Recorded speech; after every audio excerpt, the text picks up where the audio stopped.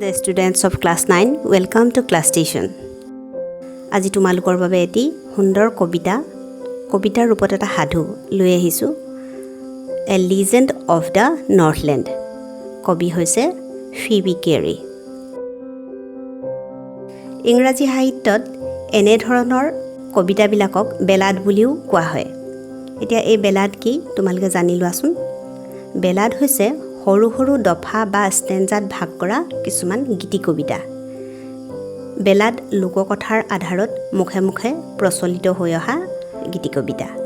এই কবিতাবোৰ শুনিবলৈ বৰ সুমধুৰ হয়। এতিয়া আমি ফিবি কেৰীৰ বিষয়ে দুআষাৰ জানো আহা। The poet of this poem is Phoebe Carey. Phoebe Carey was born at Ohio in America. She was the younger sister of famous poetess Alice Carey. She was an editor of the newspaper Revolution for a short time. Some of her well-known works are Poems of Alice and Phoebe Carey in 1849, Poems of Faith, Hope and Love in 1867, Ballads for Little Folk by Alice and Phoebe Carey in 1873. A Legend of the Northland. মই তোমালোকক প্ৰথমে ইংৰাজীতে ষ্টেঞ্জাটো কৈ যাম, তাৰপিছত অসমীয়াত তাৰ ভাঙনিটো কৈ যাম, তোমালোকে মন দিবা হওক।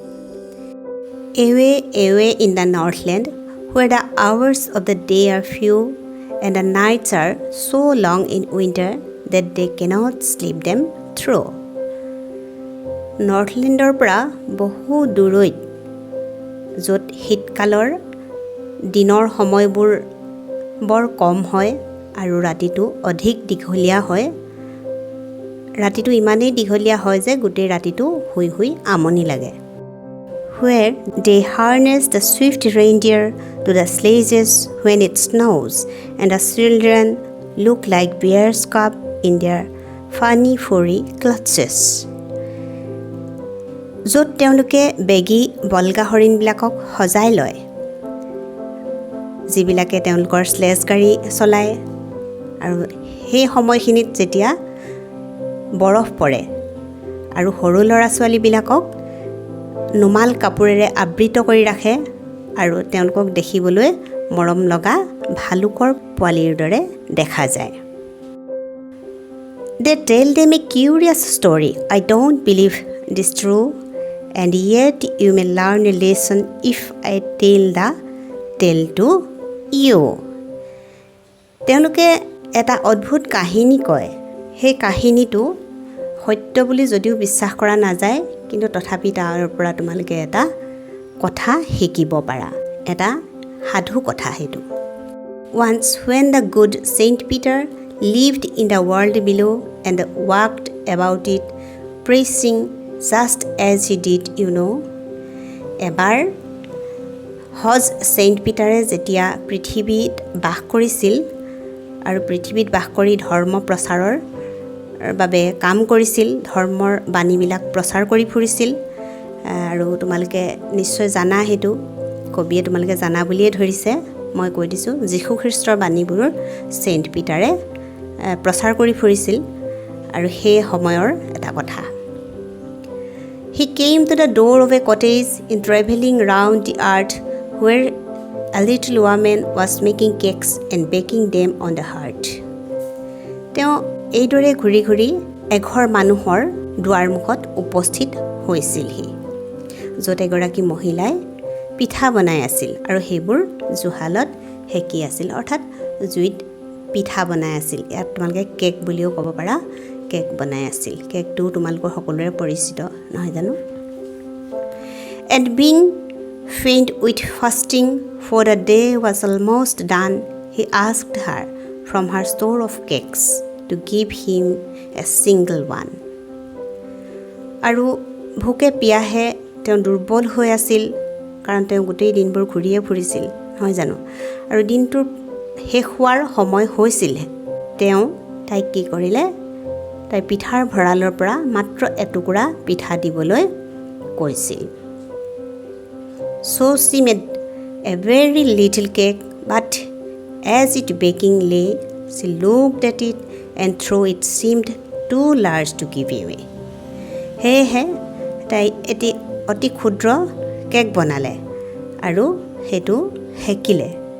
যেতিয়া হেকিলে দেখিলে যে এইটো দেখোন ভালেমান ডাঙৰ হ'ল, গতিকে এইটো দিব পৰা নাযাব।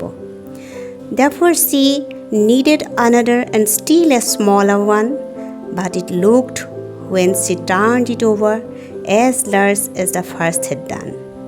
গতিকে তেওঁ অন্য এটা বনাবৰ কাৰণে বস্তু লৈ ল'লে আৰু সেইটো কিন্তু আগতকৈ সৰু বুলি তেওঁ ভাবিলে, কিন্তু যেতিয়া সেইটো বনাই লুটিয়াই দিলে সেইটো যথেষ্ট ডাঙৰ হ'ল আৰু সেইটো প্ৰথমে বনোৱাটোৰ সমানে হ'লগৈ।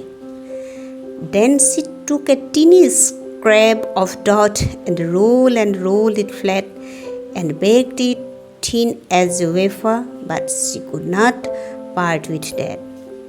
তেতিয়া তাই কি কৰিলে, ময়দাৰে এটা সৰু টুকুৰা ল'লে আৰু তাক ঘূৰাই ঘূৰাই যথেষ্ট পাতল কৰি বহলাই ল'লে। ইমানেই পাতল হ'ল, বিস্কুটৰ দৰে পাতল হ'ল আৰু পুনৰ হেক দিলে।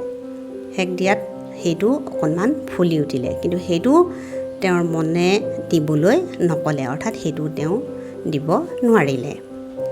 For she said, my cakes that seem too small when I eat of them myself are yet too large to give away, so she put them on the shelf. তাই কৈছিলে যে মই যেতিয়া পিঠাবোৰ নিজে খাবলৈ লওঁ তেতিয়া ইয়াক যথেষ্ট সৰু যেন লাগে, আৰু মই যেতিয়া তেওঁক দিবলৈ বনাওঁ কিন্তু সেইটো একেটা কেকেই তাক বৰ ডাঙৰ যেন দেখা যায়।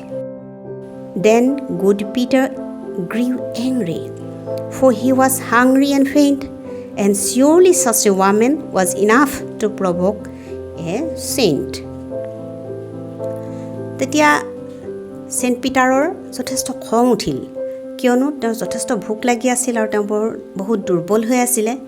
গতিকে এই মহিলাগৰাকী তেনেকুৱা অৱস্থাত থকা মানুহ এগৰাকীক খঙাল কৰিবলৈ যথেষ্ট পৰিমাণৰ ভাল নলগা কাম কৰিছিলে, নহয়নে? And he said, you are far too selfish to dwell in a human form, to have both food and shelter and fire to keep you warm. আৰু তেওঁ ক'লে যে তুমি ইমানেই স্বাৰ্থপৰ যে তুমি মানুহৰ ৰূপত পৃথিৱীত থকাৰ যোগ্যই নোহোৱা। তোমাক খাদ্য, আশ্ৰয়, বাসস্থান সকলোবিলাক তোমাৰ আছে, আৰু তুমি জীৱনৰ অতি প্ৰয়োজনীয় জুইকুৰাও তোমাৰ ঘৰতে আছে। Now you shall build as the birds do, and shall get your scanty food by boring all day in the hard dry wood. তুমি এটা চৰাইৰ দৰে ঘৰ সাজিবা আৰু তুমি অপৰ্যাপ্ত পৰিমাণৰ খাদ্য নোপোৱা।